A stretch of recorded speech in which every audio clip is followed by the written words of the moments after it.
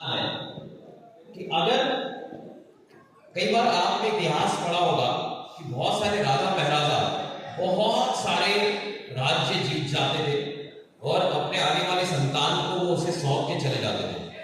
अगर संतान के अंदर काबिलियत नहीं होती थी तो संतान क्या करता था, फिर से वापस उसको गंवा देता था। और इतिहास में ही हमने कितने ऐसे राजा महाराजा देखे कि जिन्होंने सब मतलब उनके पिता ने सब कुछ गंवा दिया था, उनके पास कुछ भी नहीं था, पर क्योंकि वो काबिल थे तो उन्होंने अपनी काबिलियत से सब कुछ बहुत बड़ा बनाया, सब कुछ गुना बहुत हासिल किया।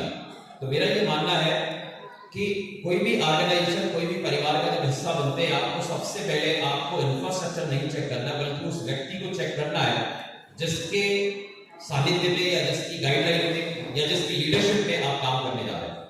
अगर वो उस व्यक्ति की नीयत अच्छी है, अगर वो व्यक्ति काबिल है,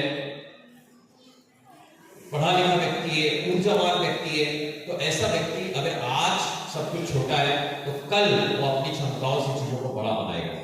और यही कारण है केवल और केवल जब हमको 15 महीने हुए प्रोविदा इंडिया के साथ काम करते हुए, आज आप देखिए जब हम पहली मीटिंग कर रहे थे, मुझे आज भी याद है, केवल और केवल हमारे 6 लीडर थे, 6 लोग थे।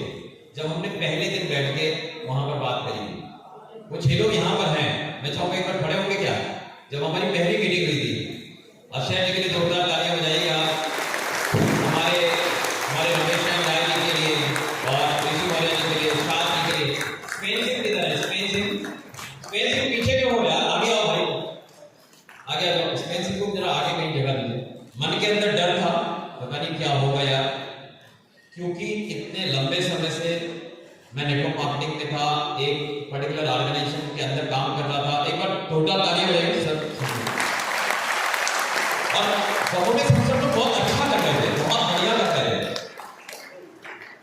लेकिन क्योंकि लगता था एक चेयर नहीं, एक चेयर इधर यहाँ आगे लगा दूं, आगे का करना चाहते थे और मन के अंदर डर था यार, पता नहीं होगा नहीं होगा, क्या होगा कैसे होगा, इतना सब कुछ सेट है, उसके बावजूद अभी जो है हमें जीरो से शुरू करना होगा। मुझे आज भी याद है उस महीने बिना काम के मेरे अकाउंट में 4 लाख रुपए से ज्यादा का क्रेडिट हुआ था उस पुरानी कंपनी से, तो बहुत डर था। लेकिन एक बात की समझ आ चुकी थी कि जहां अभी काम कर रहे हैं ना, वो ऑर्गेनाइजेशन सैचुरेशन पॉइंट के ऊपर है, वहां से आगे की ग्रोथ मिलना बहुत मुश्किल है। तो हमारे पास 2 चॉइस थी, या तो हम मेंटेनेंस पेज के अंदर काम करें, यानी कि अगर 4 लाख रुपए का पेआउट आ रहा है, 50,000 का आ रहा है, 1 लाख या 2 लाख का, तो बस हम उसको बरकरार रखने के लिए फाइट करें, काम करें। या दूसरा था कि जहां पर ग्रोथ की चांसेस ज्यादा है, जहां संभावनाएं अपार है, हम एक बार रिस्क लें और जीरो से शुरू करें। और क्योंकि हम 17 साल के अनुभवों के साथ आ रहे हैं, कोई 15 साल के, कोई 16 साल के अनुभव के साथ आ रहा है, मिलकर काम करेंगे और हम आगे बढ़ जाएंगे। तो हमने थोड़ा रिस्क लिया, और कहते हैं ना, रिस्क है तो इश्क है, ठीक है ना? तो हमने वो रिस्क लिया, शुरुआत करी, और आज आप देखिए कि रमेश सर जो है वो लगभग 60 लाख रुपए के आसपास है ना, और 54 लाख रुपए का, जोरदार तालियां भाई, 61 लाख रुपए। अक्षय रामन जी हैं 30 लाख, 31 लाख है ना। स्पेन जी हमारे, ऋषि मौर्य जी, सैयद इरशाद, इन सब लोगों ने आज कितनी वेल्थ बनानी शुरू कर दी।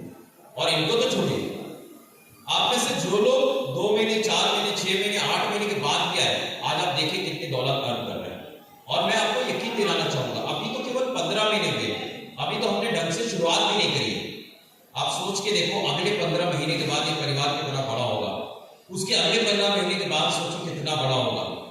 क्योंकि आज जो डिवाइन है, कल वो डायमंड बनने के लिए फाइट करेंगे कि नहीं? तो कैसे क्या होगा? परिवार बड़ा करना पड़ेगा, तभी व्यापार बड़ा होगा। तो आप सोच के देखो, हर एक डिवाइन अगर डायमंड बनेगा, तो जितने डिवाइन आज यहाँ बैठे हैं, उनके अपने नेटवर्क के अंदर इतने बड़े बड़े जो है वो इवेंट्स हम कर रहे होंगे अगले 15 महीने के बाद। कर रहे होंगे कि नहीं कर रहे होंगे? तो आपको क्या करना है ना, आप खूब मेहनत करिए, ईमानदारी के साथ, अच्छी नियत के साथ, और पावर ऑफ विजुअलाइजेशन का खूब यूज करिए। कैसे करना है आपको कि आप अपने लिए कुछ लिस्ट बनाइए, अपने गोल कुछ तय करिए। आप सबके पास में है, कारण है क्यों प्रोविदा इंडिया आए हैं,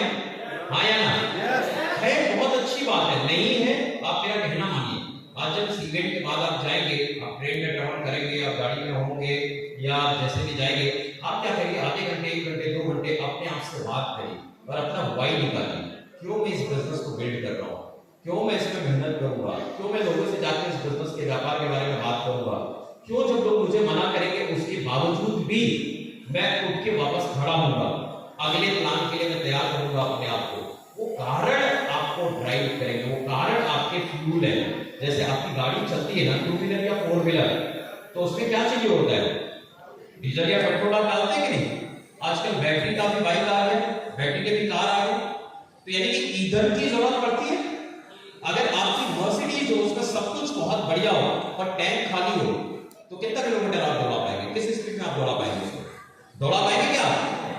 तो हमको और आपको कौन ड्राइव करता है, हमको और आपको हमारा ड्रीम ड्राइव करता है। आपको मालूम है, आपका सपना जितना बड़ा होगा ना, आप देखेंगे आप उतनी मजबूत हो जाते हैं, तन से भी और मन से भी। जिस दिन आपके घर में आपकी बेटी या आपके आपके किसी की शादी होती है घर के अंदर, भाई की या किसी की भी अगर फंक्शन होता है, आप देखो ना, उस दिन आप पूरी रात जग जाते हो, और केवल जगते नहीं हो, दोनों टांगों पर खड़े रहते हो, हाँ या ना। यस।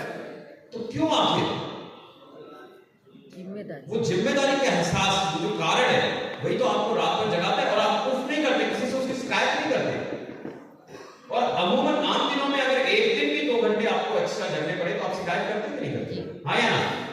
ये सब हो मुझे आज भी आती है, 3 दिन का इवेंट में पिछले 10-12 सालों से बिल्ड करता हूँ, और 3 दिनों में सोता नहीं हूँ, खाता नहीं हूँ, मुझे कुछ याद नहीं रहता, और मैं उठ तक नहीं करता, किसी से कोई शिकायत नहीं करता, क्योंकि मुझे पता है ये मेरा अपना ड्रीम है।